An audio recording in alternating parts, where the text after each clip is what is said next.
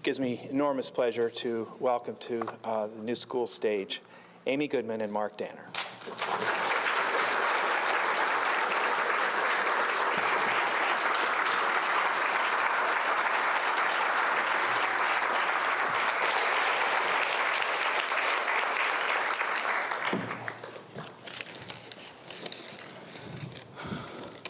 Well, thank you all for coming out on this tough night. I thought we should just start off where you start off, and that's the title, Mark. Stripping Bare the Body. Where did it come from? That title came from a quotation from an erstwhile Haitian president who I came to know fairly well. His name was Leslie Francois Manigat.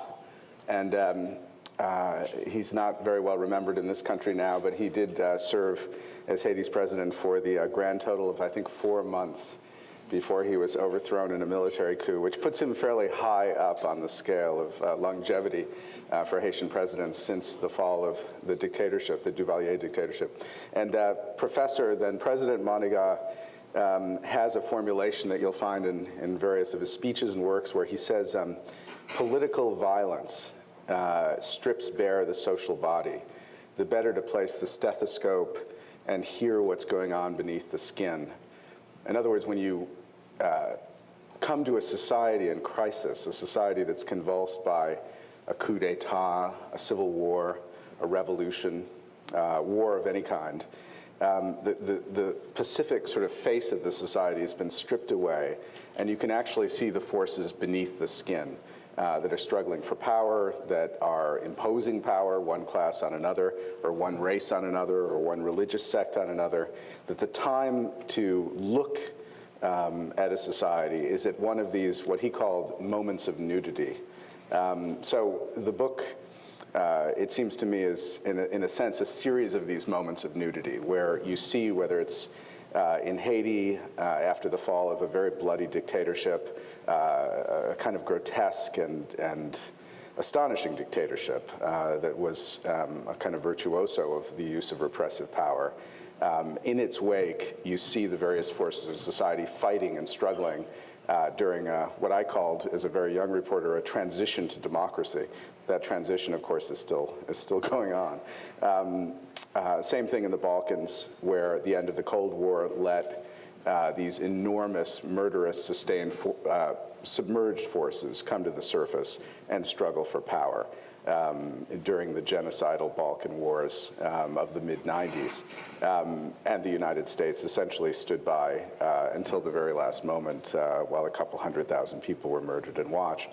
And similarly in Iraq, where the United States thought that by removing a dictatorship, by sort of plucking Saddam Hussein, the great villain, and his coterie of henchmen away, that democracy would sort of flourish, all of a sudden the society would be healed, and any of these strange rivalries beneath the surface, like Shia-Sunni, about which President Bush, knew nothing before the war. He hadn't heard of Sunnis or Shia. As an Iraqi physician told me, who had met with Bush a couple weeks before the war, told me in Baghdad, that we saw, once the struggle had been unleashed, again, you could see the anatomy beneath the surface, kind of like one of those figures that you have in biology class that shows you all the organs and the nervous system and all the rest of it through the clear skin. And I would say that, having mentioned those three places, that the last place is the United States itself during the War on Terror, during the period that I would call in the book the state of exception, which is the period of what might be called soft martial law or soft state of emergency or state of siege that was imposed in the wake of 9/11, that brought with it warrantless surveillance of email and telephone calls, that brought with it large-scale arrests of aliens on U.S. soil, that brought with it large-scale detention of battlefield combatants and also people who were swept up to the tune of 100,000 or so people, that brought with it Guantanamo, and that brought with it finally what seems to me the most striking part of the American state of exception, the use of what we call extreme interrogation techniques, EITs, better known and more clearly known as torture. And we're still living with this, of course. 9 months into the Obama administration, we're still living with the state of exception. And it seems to me that the final, stripping bare was the period that we entered after 9/11, and we are still standing, looking perhaps back at ourselves at the body stripped bare. And the book tries to tell this story, these various moments of nudity. So I thank President Leslie Monaga, ex-president. I don't know where he is at the moment. I hope he is well, but he has given me a title that I thought was perfect for the book, and I hope you will too. Mark, how did you end up going to Haiti? You almost died there. Well, I don't know if I'd put it quite that way, for my mother's sake, but it was. Amy's referring to an incident in the book where we were confronted on the roadside by some people with machetes on Election Day, and the reason I react a little, it almost died, is because that day a fair number of journalists were killed. Were shot at point-blank range. In fact, one was made to kneel in the street and shot in the head. Others were shot at a particular polling place. We were shot at a polling place where the ballots were burned, and Haitians were shot, and were then stopped at a roadblock, pulled out of the car, and rushed by a crowd of people wielding machetes, people who were very drunk. It's the one thing that's really scary when you're reporting, and I experienced this in the Balkans too, when people come up to you armed, angry, and drunk. The drunk part is really worrying. And the irony of this particular incident was, as I described in the book, that entire week leading up to election had seen an enormous amount of violence, most of it at night. But we had seen various violent acts, some of it involving machetes, some of it involving dismemberment of people, and I had, dutifully taken notes and tried to be the good journalist. And you realize that journalists in general, but particularly in a place in Haiti, you benefit by something that you kind of take for granted and don't think about very much, which is that you're in a sort of bubble of protection. You're standing there, somebody's being killed, and you're taking notes.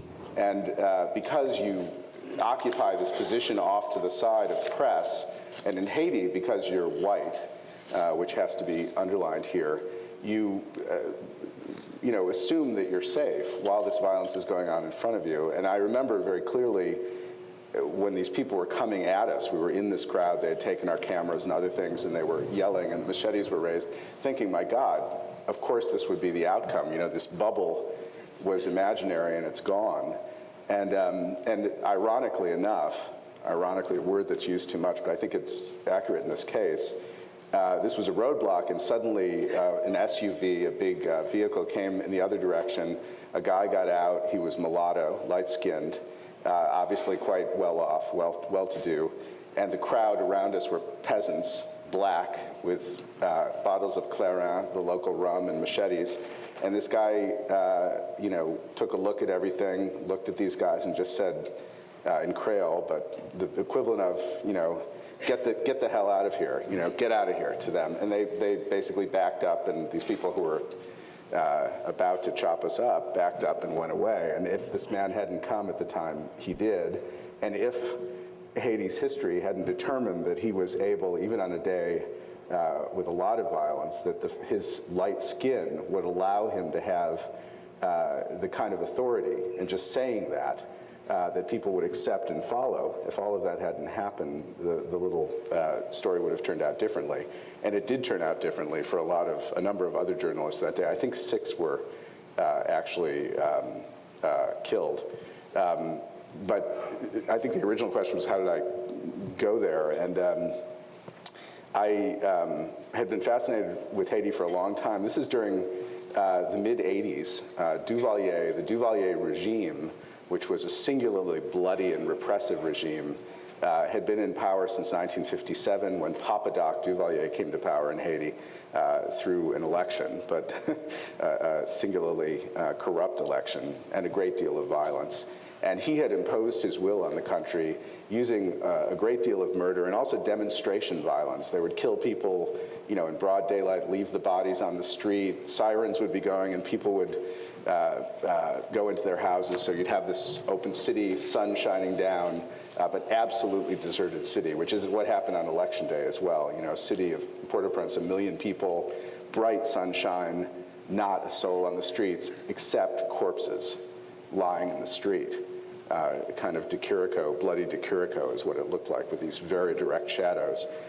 In any case, when Duvalier started to totter in 1986 through a popular movement that was led largely by the church, I had a very good friend. I was working at the New York Times at the time, and I had a very good friend named James Chase, a wonderful writer who'd covered Central America, wrote later a wonderful book on Dean Acheson, the former Secretary of State, and he said to me, "Mark, this is a great story. Go to Hispaniola." I'll never forget it. Go to Hispaniola. And this kind of, I am telling you, this is a word from, you know, from the gods. Go. And he just basically ordered me. He said, "This is a great story. This is your story. You can go cover this. Take it over. You know, it's got everything. It's this fascinating place. It's got an astonishing history. There's a political struggle going on right now for power. It's in the street. It's in front of you. You know, it's right there. And go down and take it. Go down and understand it." And I, as James, who is a good friend, knew very well, I tend to be much more careful about things. You know, my response to that is to take 6 months and read every book on Haiti. And unfortunately, you can't do that and do this kind of work necessarily. So I did get on a plane, and I followed his orders, and I went down to this place that was utterly bewildering, utterly complicated, complex, where, in effect, a kind of Athens, you know, was born in the Caribbean. You had this incredible efflorescence of political parties, newspapers, radio stations. Everybody, it seems, was running for president. This is after the dictatorship. Suddenly, after 30 years, politics broke out, you know, and all the people, all of Duvalier's political rivals had either been killed, massacred, very often their entire families were massacred, or they had been driven abroad. So you had this enormous, you know, kind of return of people from Santo Domingo, Miami, Montreal, all of these exiles coming back. It's as if politics flowed back into the country. A similar thing happened in Iraq after the displacement of Saddam Hussein. So you had a natural rivalry between the returnees and the people who had stayed and survived. But it was fascinating. It was like a hothouse of politics, this land of coups d'etats and, you know, revolutions. And it was just like, you want to learn politics on the ground, go to Haiti. And the U.S. relationship, I mean, this country born of a slave uprising, 1804, the U.S. Congress wouldn't recognize it for decades, afraid it would inspire slaves in the United States to rise up. And then the coups that went on beyond that time of the Duvaliers. Yeah, it's got a fascinating history, and you know, I've often thought that politics is, you could do an equation which is H plus G equals P. You know, history plus geography equals politics. And in Haiti, it's the history is absolutely critical, and it's something that Haitians, though 7 in 10 may be illiterate, they know the history in their bones. You know, they know who these people are. They know what's happened in their past. They know the grandeur of their past. Which is to say that the incredible revolution described in The Black Jacobins by C.L.R. James, among other places, this amazing historical event by which Haiti became the second country in the hemisphere to become independent.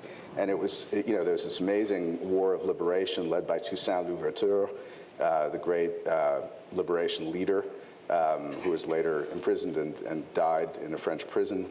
And then Jean-Jacques Dessalines, his successor, who went through the country. He had a slogan in the final phase of the revolution with his attitude toward the white colonists, which was "Boule caille, coupe tête," burn down houses, cut off heads. I always thought that had an admirable simplicity about it, that, you know, it could fit on a bumper sticker, you know. But indeed, they did do that, and most of the whites fled to New Orleans, actually, which is why Cap-Haïtien in Haiti looks very much like the French Quarter of New Orleans, because it's where most of them ended up. But the effect, I mean, it's as if the slave society and all its perversities, you know, where you had 30,000 whites, 500,000 blacks, in this incredibly productive place, extremely rich place, raising sugar in an extraordinarily brutal slave system. And in the middle, 40,000 mulattoes. That is the product of the white colonists and the black slaves, were this kind of middle key class, as they still are, the light-skinned Haitians. And it meant for a kind of epidermal politics over the next 2 centuries. As you say, not only was the country not recognized by the other revolutionary regime in the hemisphere, the United States, which had its own slave economy and found itself deeply threatened by this revolution. So it wasn't recognized until Abraham Lincoln did during the Civil War. So for 60-odd years, the United States just said, Most of the rest of the hemisphere ignored it as well. So Haiti has this proud nationalist tradition, isolationist, very strong pride in its own politics. We look at it from this, it's traditionally described as immiserated or, the poorest country in the hemisphere. And the United States, when it has occupied it, which it has now done twice, once for 20 years, early in the last century, and once, of course, in living memory in 1994 under the Clinton administration, we, as very often, as we do now with Afghanistan, the United States has this, our leaders tend to have this notion that we can go in with our great power and fix things, just adjust that, turn that, fix that, and adjust it. And of course, the Haitians are very used to dealing with the United States and very good at manipulating American leaders. Duvalier did it for years using anti-communism rhetoric, and in fact, the Haitian leaders did it in the 90s as well. So the United States, it's one of the lessons that I learned as a fairly young reporter, that this idea of U.S. power is a very complicated notion. And the United States has great power to destroy. We can destroy things very well. We have great technology of destruction, and in that we're unmatched. But the notion of building a new order, of constructing a new order, of nation building, of creating a new politics, of even understanding the politics that we're trying to affect, and of course are always frustrated because of the nationalistic reaction that our presence inevitably brings. All of that, I think, we tend not to understand at all. And other countries very often, other politicians in other countries who have to deal with the United States very often understand it quite well, as the Haitians did, as I think the Salvadoran generals did, as Karzai does at the moment. There was I think it was in the Times yesterday, Tom Friedman, or maybe it was today, where he set down this line that we have to tell Karzai, clean up your act or else we're leaving, buddy. And, it always makes me laugh because Karzai knows, and maybe this won't turn out to be true, but it certainly looks that way to me, as the Salvadoran generals knew, that ultimate threat is completely impotent because we're not simply going to leave. That would be our worst option, or that's what we think, which gives him infinite power, as it did the generals before him. Your thoughts on President Obama about to be awarded the Nobel Peace Prize in Oslo at a time, probably just about the same time he's announcing the surge in Afghanistan? Well, I think that's a matter for the Nobel Committee to worry about. The 5 Norwegians, as we now have begun to refer to them. I thought the Nobel Prize, before trying to address that question, I thought it was very interesting because it seems to me that what it really was a representation of is the kind of crevasse between the way we've come to think of Obama, which is as somebody in whom we embodied great hopes, but maybe he won't be fulfilling them. Oh my God, suddenly he's a regular politician. He's affected by the healthcare companies. He doesn't want to deal with torture. All of these fallible cracks in the statue have emerged. But for the rest of the world, or a lot of the rest of the world, and certainly in Europe, he remains this figure who is the anti-Bush. And Bush was such a traumatic, George W. was such a traumatic figure for the rest of the world because he really embodied something that the world, I think, feared since World War II, but never had to deal with, which was the notion of the U.S. unbounded by anything but its own power. That is unbounded by law, unbounded by morality, unbounded by international institutions. And after, the international system that was set up after the Second World War was all about binding the U.S., or at least appearing to bind it, within institutions like NATO, the United Nations, the IMF, the World Bank. And Bush was a nightmare because all of those things meant nothing to him. And my favorite quotation from the Bush years is from the National Security Strategy. I don't know if you know this quote. Let me see if I can get it right. National Security Strategy of 2005, weaker states will continue to challenge us using the weapons of the weak, including international fora, judicial processes, and terrorism. So those three things are grouped together, international law, international institutions and treaties like the United Nations, NATO, whatever, and terrorism. And those three things, I think, can only be grouped together if on the other side of the equation you have power, simply power. And under this line of thinking, the most powerful state at the end of the day has no real interest in international law because at the end of the day it binds power. And this really is how many of those people actually thought, at least at the beginning. And this was an absolute nightmare for particularly Europe, but for much of the rest of the world as well. So I think the Nobel Prize really had a lot to do with that we have seen the nightmare, and now not only are we going back to the way the U.S., at least in our vision, used to be, but maybe his rhetoric really means that he's going to put his political capital into creating a different system. So it seems to me it's about aspirations. And real aspirations. So he's viewed, I think, very differently by the rest of the world. And I think his speeches in Cairo and Berlin earlier, before he became president, what he did at the G20, I think that's much less visible within the United States than it is certainly in Oslo. So I don't know, will he go to Oslo at the same time as he's expanding the U.S. presence? That is the number of troops in Afghanistan. I don't know. I think that this decision, what troubles me about this decision, it seems so much simply a political decision, that he's fighting against the tide of politics here, that he laid down a marker during the campaign, as he put it in his 2002 speech in Springfield about Iraq, I'm not against all wars, I'm just against dumb wars. And of course, under that construction, Afghanistan was the smart war. So he's kind of fighting with his own commitments, and also with the Republican Party that wants deeply to be his only friend on this issue. They want him to put him in a position where he either, if he commits the troops, he'll lose the Democrats. He'll have to rely on Republican support. If he doesn't commit those troops, they will be able to attack him for anything that happens, including, and I think torture is very much about this too, Cheney's and the Republicans' position on torture. They'll be able to attack him, especially in the event of another terrorist attack, particularly on American soil. So in a sense, he's being set up, and I think they're very conscious of this. The problem is that they're dealing with a problem on the ground that is fantastically complicated and that can't be dealt with, I don't think, in the way they're trying to deal with it. It's really an epiphenomenon of what's going on between India and Pakistan as much as anything else, and that is a problem that can't be dealt with. The Taliban are sustained by the Pakistani intelligence services at the same time as part of the Taliban is trying to overthrow the Islamabad government.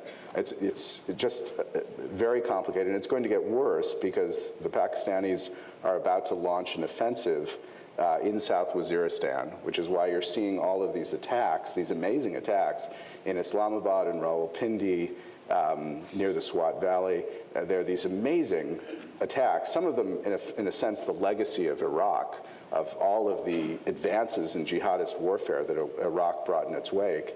But if indeed the Pakistani army is successful in South Waziristan, all of these jihadists are going to be flowing out once again back to their home countries and everywhere else, as they did in the wake of the Afghan war of the 80s. So I don't know. I don't think he has good choices on Afghanistan at all. It's interesting, Biden's position on this, who has been remarkably fierce about Afghanistan, meaning not being there. Yeah, I think Biden, I have a lot of respect for him. It's funny, late night comedians have tried to You know, they need in a sense, they need the vice president to be a joke. It's kind of the place, you know, he's supposed to occupy, or to be a fearsome figure like Cheney. But I think he's taken a fairly noble position. But I don't know whether he'll actually triumph on it. I think it's politically very attractive because it lets you, to some extent, stay offshore, quote unquote. But I don't think he has good options there. I don't think he's going to send 40,000 troops.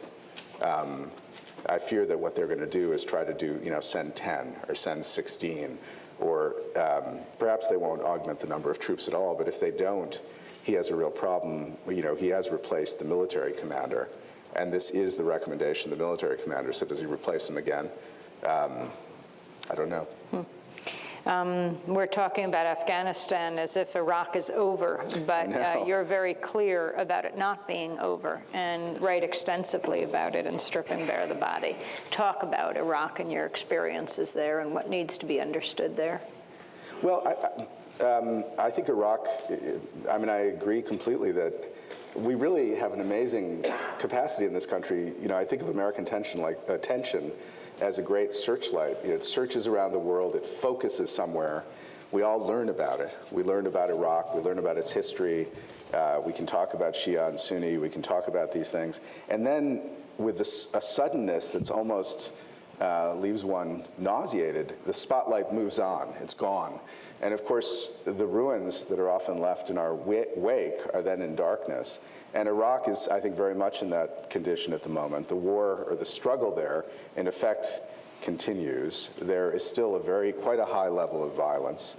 There is a Shia government that's struggling to impose itself. There was a war of, we called it ethnic cleansing, although in effect it's sectarian cleansing, that actually succeeded in Baghdad. Baghdad, most of the Sunni population, a good deal of the Sunni population of Baghdad was pushed out during those 2 or 3 years of extremely high violence.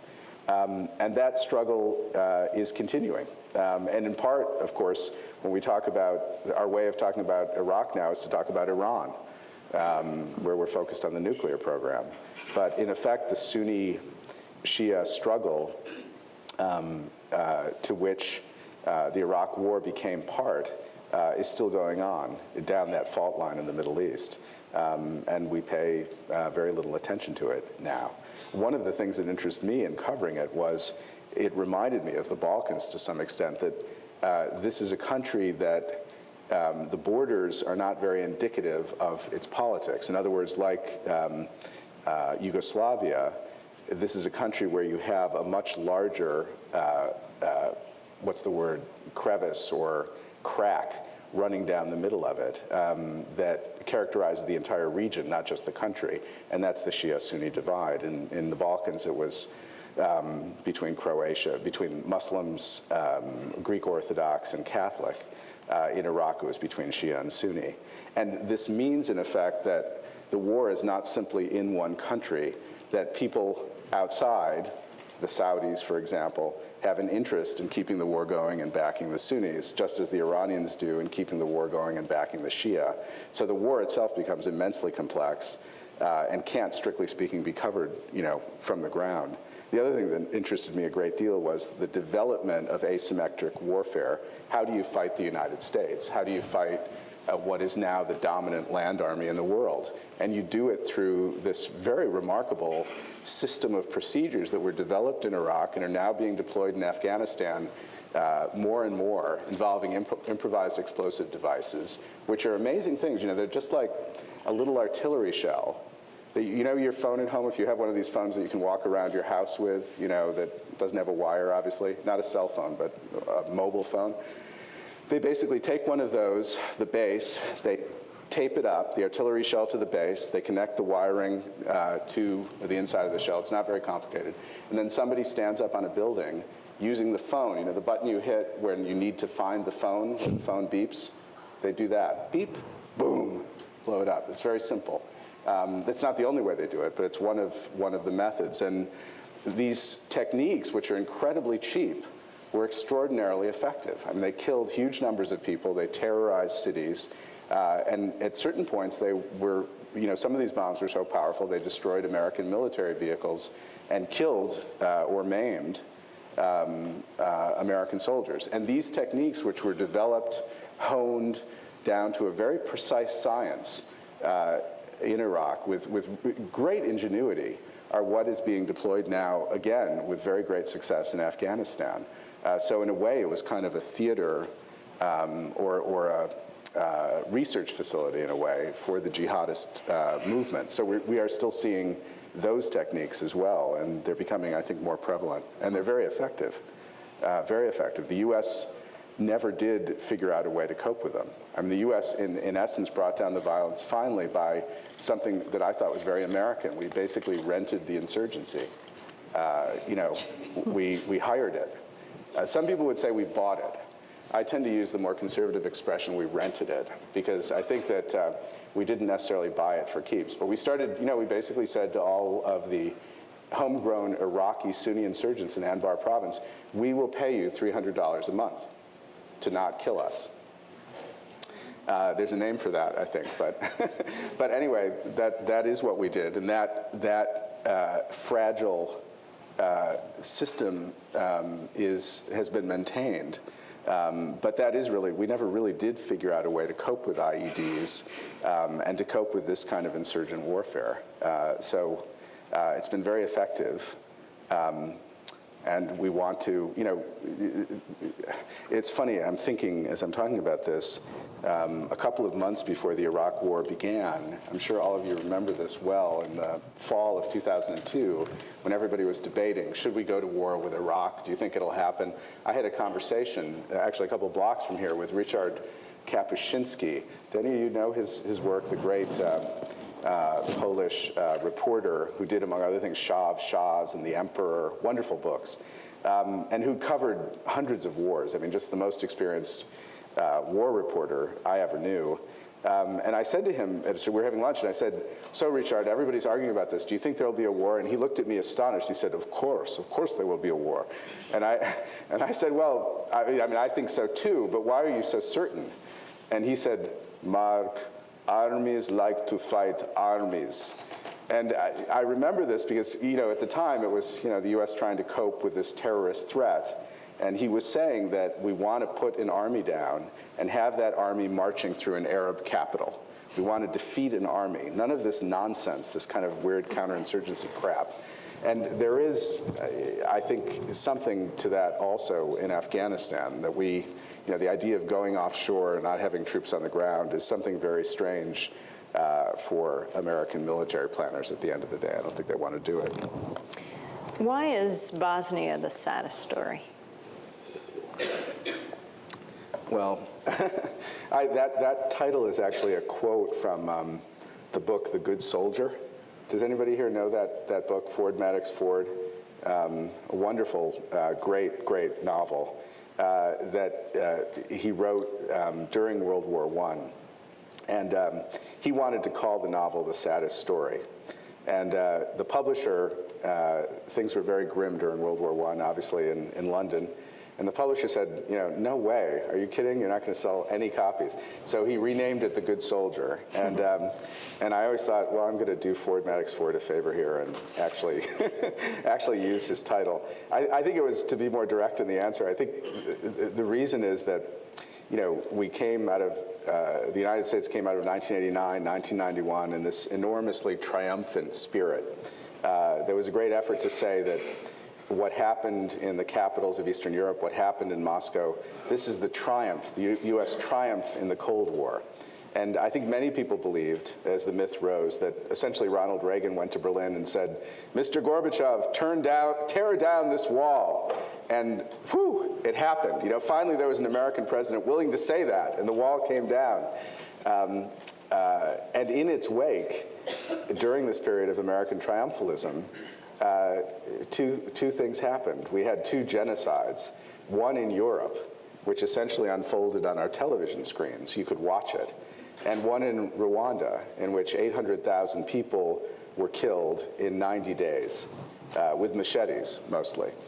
And I think the saddest story was in part about this idea that the United States triumphed in the Cold War, in this 40-year struggle, and ushered in a world that was supposed to bring with it the end of history, which was a phrase of Francis Fukuyama's at the time, meaning that now that the U.S. has won, history is over because a new world of freedom, democracy, capitalism will basically take over, will envelop the world as we know it and transform it. This will be the world that we always wanted. This will be utopia, a kind of capitalist democratic utopia.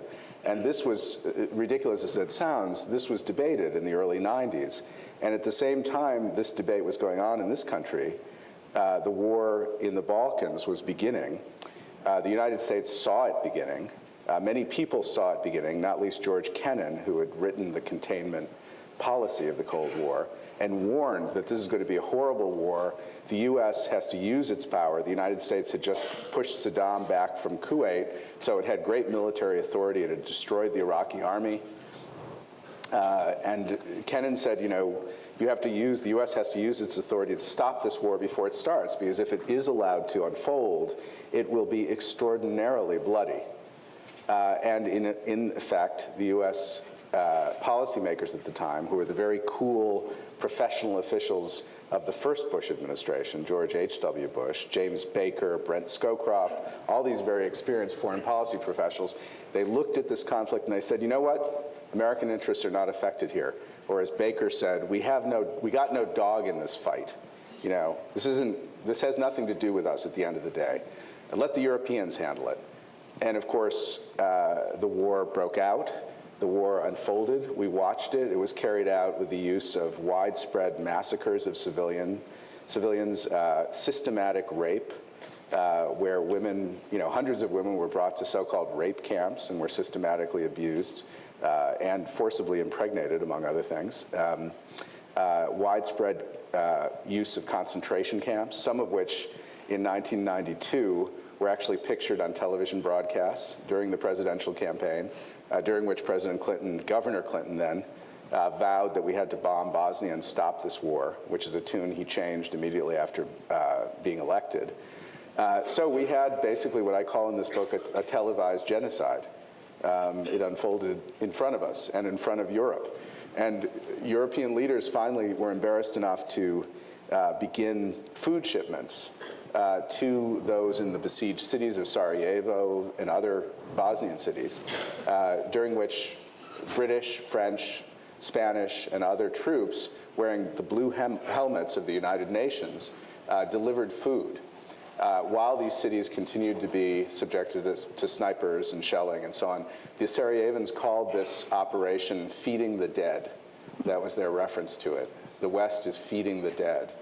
So you would go to Sarajevo, and at the same time as the sniping is going on, at the same time as kids are being blown up with mortar fire, crowds are being attacked with mortars, you're having this incredibly bloody warfare on the streets of the city, where after all the Olympics had been held a few years before, there it was on the European continent. And up above, there are these American F-16s or F-15s, flying around, taking pictures, watching as the genocide is unfolding. So I guess I called it the saddest story because it really struck me as an exposure of the great distance between American ideals, American pronouncements, and Western pronouncements about human rights, about genocide, not least the Convention Against Genocide, which was in force and remains in force, the difference between those pronouncements and those undertakings and what indeed leaders were willing to do. And one of the story of the 90s is kind of the fleshing out of the Convention Against Genocide, which originally was passed in the wake of World War II, with saying never again, we'll never have this kind of mass killing as in the Nazi death camps again. But in Bosnia, the great effort within the American government was to deny this was a genocide. So the effect of the Convention Against Genocide was to cause the American government to systematically lie in how it described what was going on. That was the single effect of this treaty. Later in Rwanda, I think it was Secretary of State Christopher said what was going on is tantamount to genocide. So that advanced a little bit. And then in Darfur, Colin Powell, then Secretary of State, said this is genocide, and then of course did nothing. So we've seen this kind of progression where American leaders were afraid of the treaty, thinking if they called something genocide, they would be forced to intervene, to a moment where they tentatively called it genocide, to a moment where they actually explicitly called it genocide, and in essence have not done anything substantial to stop it.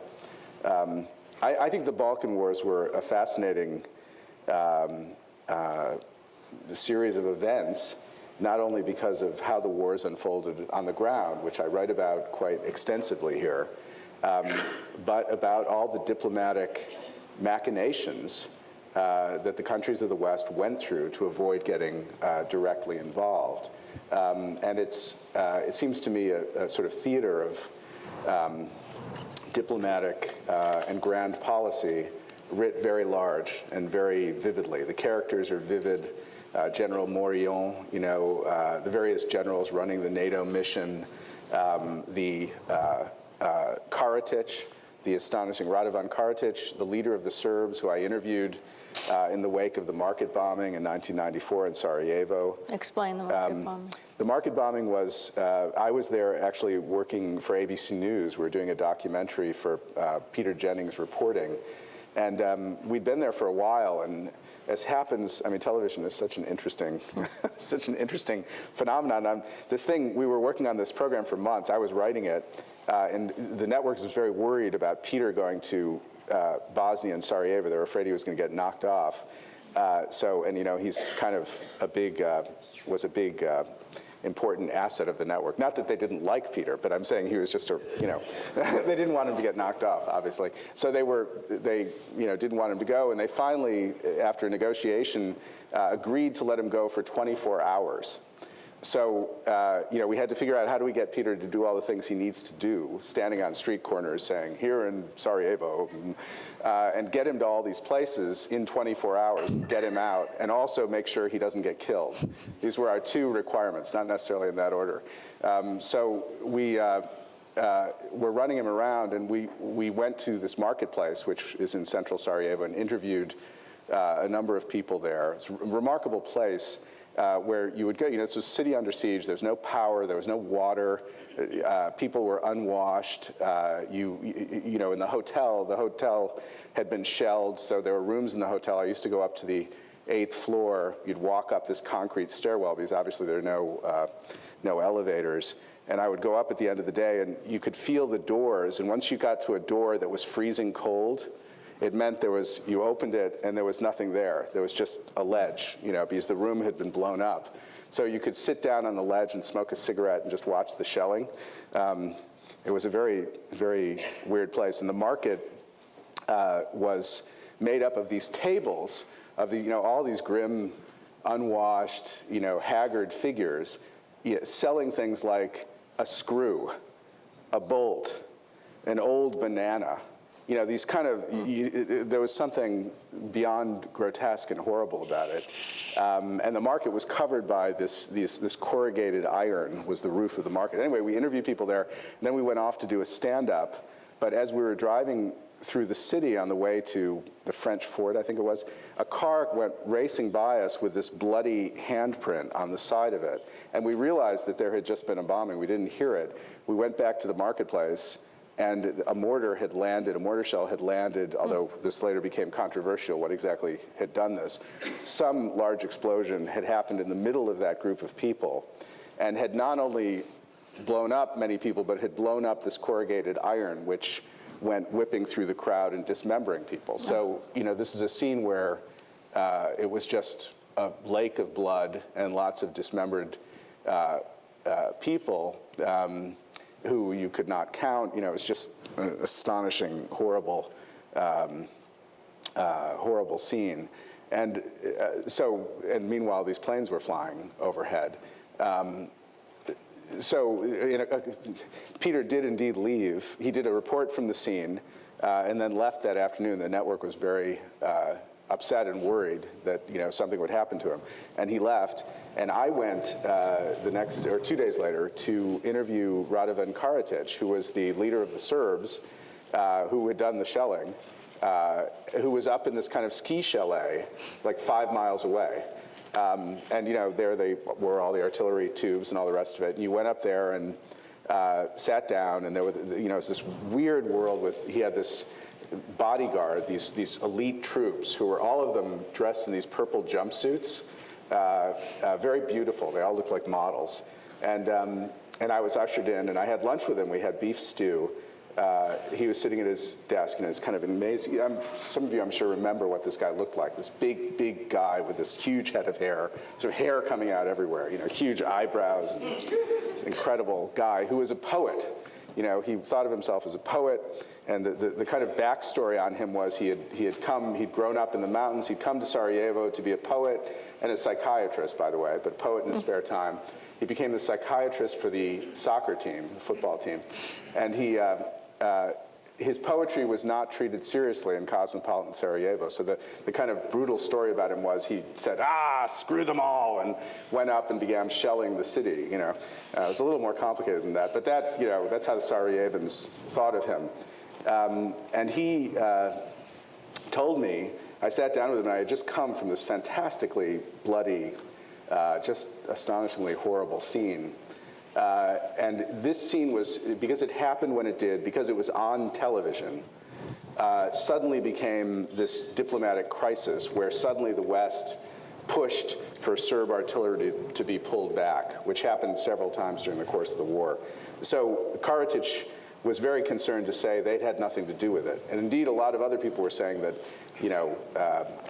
actually it was the Bosnian Secret Service who did this to persuade the West to intervene. In any event, the first thing this man said to me was, so you were there, in the market? And I said, yes. And he said, did you notice they all had ice in their ears? And I said, come again? Ice, what? Ice in their ears. They had ice in their ears. And I said, I had no idea what he was talking about. And he said, did you look at their ears? He meant the corpses. And I said, no, I had not looked in their ears. And he said, well, they got all the bodies out of the morgue and brought them there. And, and he seemed to be completely convinced of this. I had actually seen people on the ground who I had seen selling things, so this did not persuade me. Although it did make me think in one weird moment that there was this one body in the middle of the scene that was completely unscathed. And I had thought that was strange, but then I thought, no, God, don't even think this way. And in the following days, in fact, there became this drumbeat from the various Serb mouthpieces saying, actually, this was designed by the Muslims. In any event, he was a fantastically interesting figure who you all may remember was very recently arrested in Belgrade, having gone, at the end of the war, he was one of two huge war criminals who was supposed to be brought to The Hague, but who was never arrested. He, along with General Mladic, the killer of Srebrenica, where 8,000 Muslim men were murdered. He was recently arrested in Belgrade. He had been working as a, New Age doctor, sort of a New Age thinker, and he'd grown a ponytail and a beard and, began this entirely new existence and was living openly in Belgrade. Nobody, he changed his name. And this was a man who had been the dominant figure during the Balkans War. So it's a fantastically bizarre and interesting story. And of course, that's what, at the end of the day, you can talk about how important these things are for political reasons and so on. But one of the things that really always does attract one is the compelling character of the story. And the Balkan Wars are full of compelling characters, which, hypnotized me. As we move forward to now, and by the way, people are walking through the audience to take your questions, to write them in index cards after this conversation in a few minutes. But the issue of torture that you touched on before, but you write extensively about. I remember interviewing you on Democracy Now! When you were revealing what the ICRC report said, the International Committee of the Red Cross. Talk about how you got involved with this issue, why you think it is so important. Tell us about who Abu Zubaydah is, just as one example of what happened, and then what you think the Obama administration, what do you think of what they're doing about this? Well, I think the first point to be made about torture is that we've been living with it now since 2002. And when I mean we've been living with it, I mean that it's been public since 2002. The first front page piece about torture was in the Washington Post in December 2002. The first piece about waterboarding was in the Times 2004. In the wake of Abu Ghraib in 2004, a huge number of government documents were leaked. This is how these things get into the public. People within the bureaucracy who disagreed with Bush administration policies, we can assume, handed these things to reporters. So I published a book called Torture and Truth in October 2004. And that book, I think it's about 600 pages long, and 400 of those pages are quite explicit government documents describing how these policies were arrived at, talking about what the different policies are, documents from the Pentagon, documents from the Department of Justice, the famous torture memo. The first of those was revealed 5 years ago. So I go on about this because one of the interesting things about the torture story to me is what it reveals about us, that we have essentially been willing to live with this to the extent that torture is now, in effect, a policy choice. President Obama has said that he believes torture is illegal. That is, he believes many of the things the Bush administration did and didn't call torture, because this becomes an argument about words, as so many arguments are. He believes those things are illegal. But he has also said that he will not prosecute any of the people who made those policies official policies of the American government. The Attorney General, Eric Holder, has now said that he will be looking into the activities of those who went beyond what was explicitly permitted by the Bush administration. And what was explicitly permitted includes waterboarding, including waterboarding one detainee 183 times, immersion in very cold water, which is somewhat different, sleep deprivation carried out over 8 days or more, use of heat and cold, to the extent where detainees become hypothermic, prolonged use of nudity, use of noise to induce stress.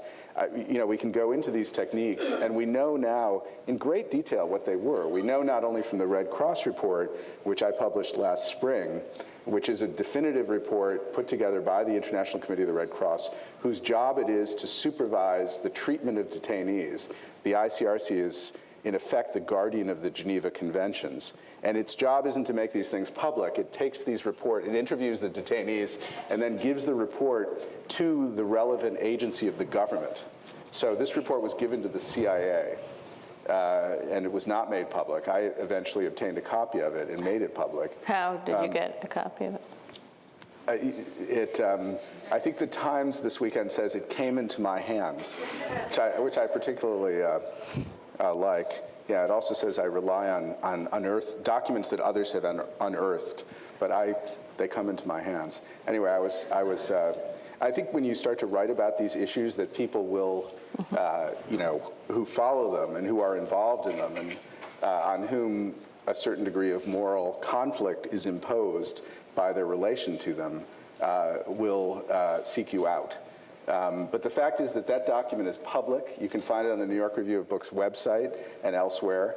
It's explicit. It's 40 pages. It's easily read. It's very clearly written. And it describes in great detail what this particular program was, how it proceeded, how waterboarding was used. In the words of the detainees, and lest you think, well, they would tell tales, they were interviewed separately. They had no contact with one another.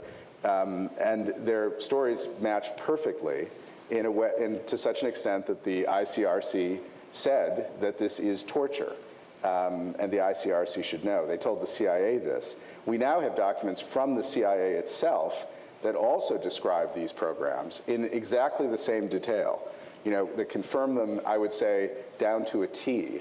We also have documents from the Department of Justice that confirm that all of these things are legal, or I should say, legal.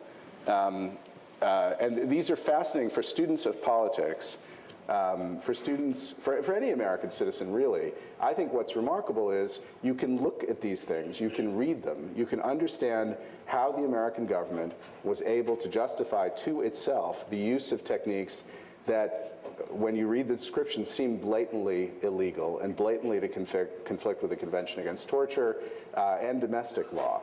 And it's all out there. I'm going on about this because I think one of the interesting things about torture, it isn't simply what was done to detainees, although that is the core of the story. It's what we as a society agreed that we would do after the fact. Because though we have known about this quite explicitly since 2004, though the documents are there, in effect, very little politically has been done about it. I look back on it now with some amusement that my publisher at the time, which was New York Review Books, was very determined to get this book out by October 2004, before the election. The thought being that this could have a great effect, this issue on the election. And of course, neither George Bush, obviously, or John Kerry basically mentioned this, though it was in the wake of Abu Ghraib. And the reason they didn't was because they thought this is not a winning issue. And for Democrats, except a very few, like John Conyers and a few others, it's still not a winning issue. The Democratic Party does not want to be the party of Abu Zubaydah or Khalid Sheikh Mohammed, the party that coddles terrorists. So, these issues, both terrorism and especially torture, I think loom over us very dramatically. Dick Cheney, within a couple weeks of leaving office, began a kind of public relations offensive built around torture, in which his main point was Barack Obama has now said he's not going to torture. In renouncing these techniques, he will leave the country vulnerable. I am going to speak out against this. We need to use these techniques. And, to my mind, this is in a way setting up, as I said at the very beginning of this discussion, setting up President Obama and this administration to be blamed immediately in case of another attack. Look, you weren't torturing. Look, you didn't send enough troops to Afghanistan. Whatever the case will be, torture will be a part of it. So it's become, I think, heavily freighted with symbols for us. It has to do with, in some way, the consoling idea. You see it on 24, the program 24, or at least you used to. You saw it in the movie Dirty Harry, this consoling nature of untrammeled power, that there are people out there willing to do anything to protect you. And Americans seem willing to say, you know what, if it helps to prevent an attack, okay, do it. Which is why the argument for it is always connected to the ticking bomb or the immediately oncoming attack. And what's been fascinating to me is the way the Obama administration has felt it had to tiptoe around this issue in a way that I think is going to be turn out to be a political mistake, even though they think if they're being perhaps not morally taking the right course, they think they're politically being smart by only looking at these people who went beyond Bush guidelines. That is, not people who waterboarded, but people who might have used too much water. I mean, that is essentially what they're talking about. Not people who emerged detainees in freezing water, but people who went up to them as they were chained with their hands over their head for 8 days successively, because that did happen. And next to their hooded head, they took a drill and went and threatened to drill into their skull, though they didn't do it. That went beyond the guidelines. So those people could be investigated and conceivably prosecuted. But the ones who actually did the things that I've mentioned under this current political decision won't be. This is why I've advocated strongly the forming of a commission. I mean, however boring that sounds and however it seems to be passing the buck, I think something like the 9/11 Commission at least would confront this issue with some kind of authority and could say, no, this was not a good idea. That though you have the impression this was necessary to protect the country, it was not. And in addition to being illegal and immoral, it was stupid. And the United States did itself enormous political damage in what is, after all, at the end of the day, a political war. I mean, this war, if we're talking here about the war on terror, largely conceived, is a war in which the intent at the end of the day is not to kill all the jihadists. It's to make a political argument such that these groups will not continue to grow, but will shrink, and in which people who might have political sympathies for them won't become direct supporters. Direct supporters won't become active jihadists. The movement will go in the other direction. And I think torture, among other things, the photographs out of Abu Ghraib and the news since, has been a terrible self-inflicted wound in what is a political war. So this story is continuing, it's all around us. It's an issue now. It's not, with all due respect to President Obama, it is not about the past. It is about the present. We're living with it. We're living with torture, I think, right now, quite vividly. And the notion that we can put this behind us is sort of ridiculous. I always say, I hate that phrase, put it behind you. It usually covers up lots of crimes. If we believed in putting things behind us, we wouldn't prosecute anyone. So anyway, I think they have taken a course that they are going to, I believe that they're going to regret. You're a professor at Bard and also at University of California, Berkeley, where Professor John Yoo also teaches. He's my colleague, yes. Have you had conversations with your colleague, and do you think he should be tried? You mean, do we have drinks in the faculty club? And I say, John, how will you deal with prison? I don't know. No, that's not a good joke. No, he actually, you could add, he lives right down the street from me. So that when I drive my car in California, it's one thing I like about California, driving my car. I have this convertible, I put the top down, through the hills. And just when I'm getting up to speed, I'll take a turn in this very winding road in the hills, and there are this group of ladies wearing pink. And they're on the road, they're going, you, go, whatever. They're sort of chanting. And there they are, and I suddenly have to slow down, and they're picketing John's house. Code Pink? Code Pink, yes, Code Pink, God bless them. What was your question? Do I think he should be tried? Tried?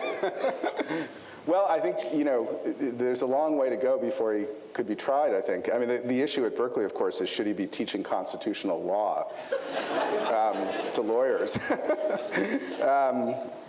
Academic freedom. I should say, first of all, I've debated John Yoo. We did a debate a couple of years ago, which it's findable on the internet, on YouTube, and so on, and it was very interesting. He's a fascinating figure who I determined by the end of these couple hours of arguing back and forth, who doesn't really know much about what happened in Abu Ghraib and the things that happened as a result, quite directly, of a lot of his legal work, because he was the key figure. He really, I had the impression, doesn't know much about. He hadn't read the reports.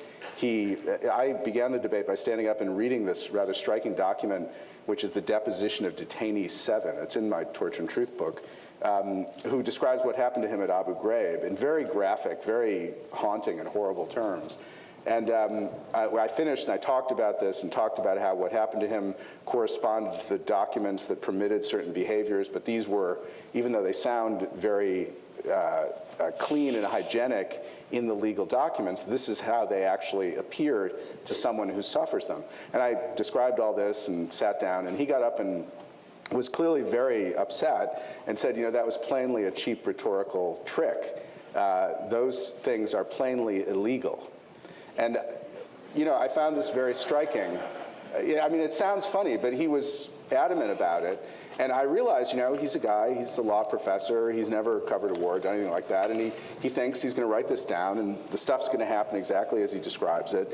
And he really, I found him to be a fascinating sort of human phenomenon, that because I am interested in how people live with things like this. And, we always want to find a focus for our evil.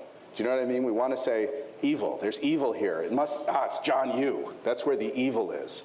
And, you can chase these things. It's kind of a ghost that you chased because it explains things, evil, even though, of course, that explains nothing. But if you can identify it in a person, then you can explain it and we think destroy it. But I've always found in reporting I've done, and I've interviewed various people who've killed lots of people and tortured people and all the rest of it, they're always terribly disappointing, because they don't, the evil isn't to be found, or at least I haven't found it yet. And it certainly isn't to be found in John Yoo, who's kind of a bureaucrat, and feels very strongly that the president's power during wartime should be unbounded. And he's written this in his books. You can read about it. One of the things I would say in favor of him is that he's extremely forthright. He hasn't hidden. His colleague, Jay Bybee, who's now on the Ninth Circuit, who's a federal judge, lifetime appointment, hasn't said anything publicly. John Yoo's out there writing op-eds and, writing his books. Do I think he should be tried? Yeah, I think he should be tried. But, I think he's at the middle point of quite a long line, frankly. I think John Yoo is not the main problem. I actually think Dick Cheney isn't the main problem. I think that the thing that needs to be exercised from the society, first and foremost, is the belief that this kind of thing is something we should do, that it'll keep us safe, that it's necessary to keep us safe, and that the kind of the belief on top of that usually we're just nice guys. We follow these laws and we're really nice. The rest of the world's a lot worse than that. And damn it, we've been attacked. We have to do whatever's necessary, as if we don't usually use our power. And these attacks have given us, we have to stop being Mr. Nice Guy. And I think that perception is just completely wrong. It's understandable, but it's completely wrong. And it meant that after 9/11, this rhetoric of we have to take the gloves off became prevalent. And that rhetoric, it seems to me, disguises a lot of sins, a lot of rhetorical tricks. It's exculpatory. It says, you know what? These attacks succeeded not because we ignored warnings, not because we didn't look at the president's daily brief, which said a month before the attacks, Osama bin Laden determined to strike within the United States, not because we didn't take terrorism seriously, not because we didn't track these people who were known to be in the United States, not because we didn't listen to the FBI, who was tracking people actually training to fly planes without learning how to land them, not because we didn't look at all of these signs. Actually, the reason the attack succeeded was because we had the gloves on. We had all these rules. We couldn't torture. We couldn't impose warrantless surveillance. We couldn't order covert actions without having a finding from the president. The intelligence agencies were required to do all these things beginning in the mid-70s after the Church Commission. All these gloves were put on. So you know what? Now that the attacks happened, we have to take the gloves off, not because only because it'll give the executive much more power and the national security bureaucracy, but also because it'll show that it wasn't our fault. The fault belonged to those liberals in the 70s who imposed these restrictions on executive power in the wake of Watergate. So I think there's a very immediate argument here about exculpation. And it's an argument that continues under Dick Cheney when he talks about torture and the fact that renouncing torture is going to put us at risk. Because at once it's an argument about, we had to torture to protect the country, and also the attacks were not our fault because we couldn't torture before them. We couldn't do these other things. But also, having renounced it, the liberals once again are going to make the country vulnerable. And in the event of an attack, that kind of rhetoric will be used to cut the knees out from under the Obama administration. So I guess that's a very long answer to a short question about John Yoo. I just think John Yoo is not really the issue. I think the issue is us as a broader society. I think we should be investigating these things very deeply, and we should be trying to convince ourselves that we don't need them. And that process hasn't even begun. Well, to follow up on that, a member of the audience has said at the end of your second New York Review of Books article on the ICRC report about CIA torture, you come close to concluding torture does not work, yet you hesitate to do so. Do you still think it's too early to know? You know, I think that, first of all, that's a great question, so thank you for it. I think this whole question about torture working is fraught. It's very complicated, because what you want to be able to say is torture doesn't work. And if you can say that definitively, the whole argument goes away. I mean, why would you do it? It doesn't work. So this whole stuff about ticking bombs, protecting the country, it's nonsense. The problem is that you're not going to be able to definitively prove that torture doesn't work, one. And two, and more important, a lot of people believe it does. A lot of people believe it does. I mean, not everybody. Probably if you took a survey of intelligence professionals, the majority would say it doesn't. But there are a significant number who think it does. do I think by the evidence that I have seen that it works? No, I think it does not work. The evidence I've seen suggests that it doesn't. People I respect believe strongly that it doesn't. But I think, the idea that we're going to get to a point of being able to prove that it simply will never give us information that's important is a holy grail that will never be reached. Just as the idea that these people who are being tortured didn't give information is, that's a conclusion that will never be reached either, because these people knew a lot and were in the custody of the CIA for 4.5 years in some cases. Of course we got information out of them. The question is, first, could you have gotten that information using legal means? And I think all the evidence I've seen suggests that you could. And that includes the opinion of a lot of intelligence professionals. And second, even if it gets information, do the damaging parts of it, the damage it does to the country, morally, legally, politically, internationally politically, outweigh any benefits? And I think the answer to that is unmistakably yes, they do. I think it was a very stupid thing to do, but I think the course toward eliminating it is not simply to argue it doesn't work, because there always will be people who will come forward and say, you know what, it does work. Look at this thing we got from Abu Zubaydah, who of course gave terrible information. If you remember in 2002 running around hearing these reports about shopping malls that were about to be bombed, hearing reports about, remember financial institutions? They're all going to be bombed in New Jersey. I remember this on the news. Financial institutions, those are stuff that came from this man who was strapped to a chair, naked, with a hood over his head, in a white room, somewhere perhaps in Afghanistan or Thailand, who was kept awake for 2 weeks using extremely loud music, pouring cold water over him, keeping him, at a temperature just above that which would bring him to complete hypothermia and death. And finally, he started talking about these shopping malls that were about to be blown up. And as a consequence, suddenly we were hearing about shopping malls because of what was being done to this guy. So it does give bad information. But I think, as I say, the path to ending it is not simply an argument that it doesn't work, because you will always find people who will argue that it does.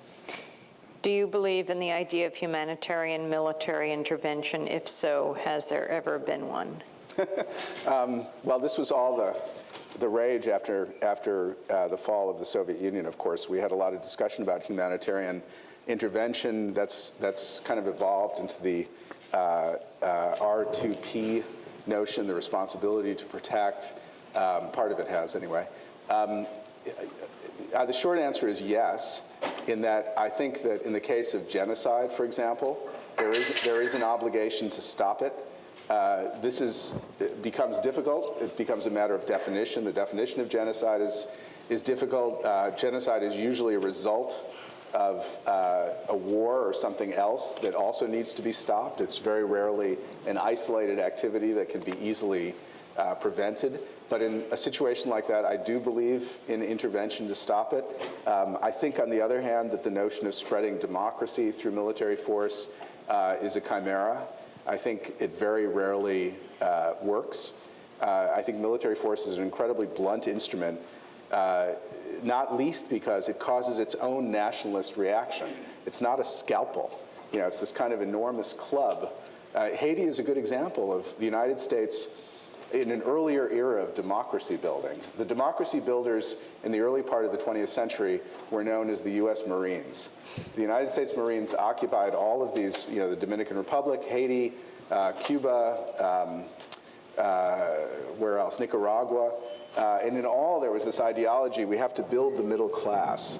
The Marines believed, you can read about it in Smedley Butler's memoirs and various other interesting books. They believe that, the problem with these societies is you have a lot of very rich people and everybody else is poor and you have no middle class. Therefore, we're going to send promising students to the U.S. To become lawyers and doctors, agronomists and so on, and they will form the core of the new middle class. Well, one of the people in that program was Francois Duvalier, who was trained at the University of Michigan School of Public Health, and who went back to Haiti and became this nationalist, noirist hero Largely because of an anti-U.S. ideology. Nationalism thrives under an occupation. So I think it's very, the idea of spreading democracy and so on is usually a mistaken one, and not least because we do have this prejudice that democratic systems are natural. We just pluck out the dictator and everything is fine. Remember how that worked out? And so. What about the state of the anti-war movement? How do you imagine the next phase of the next American anti-war movement? Wow, that is a really hard question. We're coming off such a strange time in which there was a very significant movement against the Iraq War, but it was in the streets and had very few representatives among the elite. I'm talking about the political elite. And in effect, though we talk a lot about the press and the failures of the press before the Iraq War, and those failures were extremely significant, and I think are too little remembered and too little discussed now. Part of those failures of the press, I think, resulted from the fact that there was no elite opposition to speak of to the war. All of the major political figures on the Democratic side, by which I define them as people who might be president, as they define themselves, I'm talking about senators, for example, were in fact for the war, with the singular exception of Barack Obama, who was in the Senate, the state Senate in Springfield, Illinois. And it's an interesting thing to speculate about if he had actually been a U.S. senator, whether he would really have opposed the war. And I think I would have some doubt about that, because it was so much the right vote, so much the safe vote. And the fact that none of the press could call up Hillary Clinton and rely on her to give them a document showing that their doubts, for example, about weapons of mass destruction, that they didn't have any friends who were ardently opposing the war on the national elite level, was extremely consequential for the way the run-up to the war was covered. So that relates obviously very directly to the anti-war movement in the streets. It was not well covered by the elite press. The New York Times, some of you may remember, the big march on Washington was put originally, I think, on page 6. Do you remember this? Of the Times. There was a great deal of controversy about it, not only where it was placed, but also the count, the crowd count, which was very biased at the time.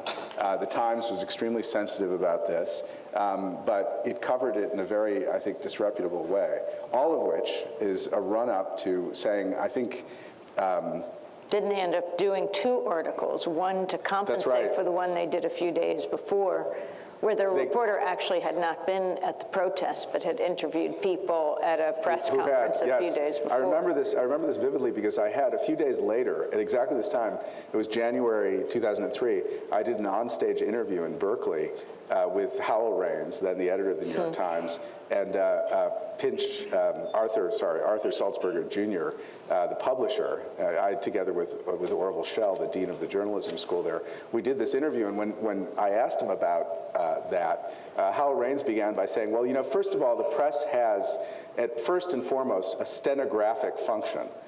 At which point there was this huge we were in Zellerbach Hall, which seats 3,000, it was full, and there was this enormous deafening groan. It was just so eloquent. It was like, oh, we can't believe he said that. And Hal kind of leapt backwards and then began trying to describe how, yes, the first article was a mistake, but we've tried to make up for it. But in essence, our job is to cover this elite debate, he was trying to say. And I don't agree with that. I think the anti-war movement should have been much more fully covered, not least because it would have been one way to cast doubt on what was being claimed at the official level. Because, as I said a moment ago, there was no elite opposition. And because the war was, the Bush administration very candidly built its case for war on intelligence grounds, intelligence in history. Intelligence, that is, they have weapons of mass destruction, and we know about it. We know where they are, said Donald Rumsfeld, remember him? And also historical grounds, that is that Saddam Hussein is an erratic leader who twice attacked his neighbors, an argument that drove me crazy because one of those attacks we supported against Iran. And I thought whenever he said that, it should be obligatory that you have boilerplate that says that. You shouldn't be able to make an explicitly false argument like that on the national level without the press somehow taking notice of it. But because they mainly made the case on intelligence grounds, reporters were put in the position of trained seals going like this, and waiting for fish to be thrown from the administration. Weapons of mass destruction report. Judy Miller, boom, here's this fish. Chomp, chomp, chomp. And out it came in the New York Times. And you can't run off and find strictly independent information about something like weapons of mass destruction. Someone will contradict me about that. But the problem is you needed somebody with authority, with a handle, as journalists call it, who could have contradicted that argument. And it was very difficult to find them. And I'm not saying that this, the press didn't do a terrible job, because it did. I'm saying that there were objective conditions that made the terrible job easier to do. And there were some members of the press, like Walter Pincus, for example, of the Washington Post, who did brilliant pieces which the editors placed on page A18. They weren't given any prominence. But finally, the anti-war movement, I think, there is also a certain problem when your guy is in the White House. Which is to say, it is naturally divided when it comes to something like Afghanistan by a division, a very natural division, by those people who want to give the new president to some degree the benefit of the doubt. And I think this is actually quite significant. I also think Afghanistan is obviously a much more complicated case than Iraq was, which was a war of choice. It was an invasion. It was something much more clear-cut. Afghanistan, we have been there since the fall of 2001. It's an enormously complicated war, and only 8 years later are we sort of getting ready to do what Osama bin Laden wanted us to do in the first place in 2001. Well, after this question, we'll go over and sign books, and you can come over and you can get books or not and talk to us. But I thought this was a good question to end on. You're obviously a great storyteller, Mark, but after all these horrible events you've seen and reported on, how do you remain hopeful? What has seeing humanity without its skin taught you? Good heavens. That is a good question to end on. We should end right now. And no, that's a very good question. Well, first of all, I think, what is there but hope? I think that you have to remain hopeful. Otherwise, you might as well curl up and die. I think that, I would never have anticipated. You asked me actually in the green room when I started writing. And when I was a senior in college, the dirty war was going on in Argentina. And I did a piece. It was really my first political piece. I met a man who had been the editor of the Buenos Aires Herald, a fascinating man named Robert Cox, who was a Nieman Fellow. And I got to know him, and he had been covering the disappeared in Argentina, publishing their names. The Buenos Aires Herald was the only paper that actually would publish their names. They thought they had protection because they were English language. And one day, Robert Cox opened his mail, and he found 5 white pieces of paper that had these strange diagrams on them. No explanation. He just looked, one was like this, one was like that, sifted through them. He couldn't understand what they were. And he finally realized that they were the maps of the pathways his children took to school, his 5 children. And it was the only thing in this envelope. But the message was very clear, which is we know where your children go to school, draw the necessary conclusions. And he left the country. And I came to know him. He taught me what was going on in Argentina. I wrote this piece, all of which is to say that in that piece was a discussion of El Submarino, which is their equivalent of waterboarding, which was used extensively by the Argentine intelligence agencies and military intelligence during that time. And I never dreamed that 25 or 30 years later, I would be writing about waterboarding as practiced by the United States and as discussed by the U.S. polity, as debated. Go on TV, waterboarding, for or against. I never dreamed that such a thing would happen. On the other hand, it doesn't make me feel desperate. It makes me feel provoked. and interested. And I find that, you know, I write about this in the introduction to this book, that one of the interesting things about reporting is the farther away you are from something, the more you understand it. The closer you get there, the more bewildering it becomes. This is a phenomenon I often have marveled at, that you're sitting here, you're looking at Iraq, thinking about the Iraq War, you have a very clear position. Iraq, my God, you're absolutely certain, you argue with your friends and so on. And then you get closer and closer, and you get on the ground, and it's this blizzard of sense impressions, it's blizzard of stories that people tell you. It's, you know, the amazing look of the cities, the stories individual people tell you about their lives, about their ambivalent attitudes toward what the war has done to them and what it has done for them. Things immediately become incredibly complex and multifarious and confusing. And that confusion I find exhilarating and enlivening, I guess, because suddenly you strip away all of your preconceptions and are confronted with a kind of tabula rasa in which you have to try to understand yourself and come to conclusions and realize what conclusions cost you, because conclusions mean throwing out evidence. Conclusions mean simplifying. And I think that's one of the great pleasures of reporting, that at the end of the day, it's about life. You know, it's about appreciating the complexities of life, doing justice to the complexities of life, trying to convey those complexities to others, and trying to tell a compelling story. And I guess at the end of the day, you know, it's stories that keep you hopeful and keep you living. Well, Mark Danner, I want to thank you very much for